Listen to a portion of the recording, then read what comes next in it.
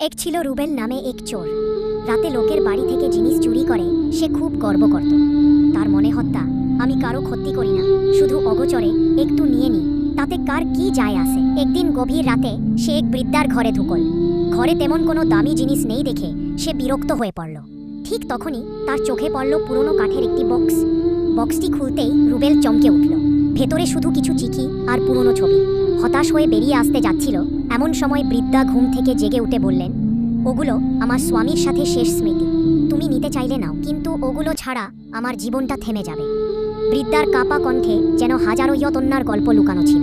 রুবেলের হৃদয় প্রথমবারের মতো নরম হয়ে এল। সে ধীরে ধীরে বাক্সটি বন্ধ করল। আমি কিছুই নেব না, আমিও একজন মানুষ, নিজের মধ্যেই বলল রুবেল। সেই রাতেই তাকে বদলে দিল। পথের ভিক্ষুকদের টাকা দিল, অসহায়দের কাজে সাহায্য করল। গ্রামের লোকেরা অবাক, এ কি সেই রুবেল চোর? একসময় গ্রামের সবচেয়ে বিশ্বাসযোগ্য মানুষ হয়ে উঠল সে।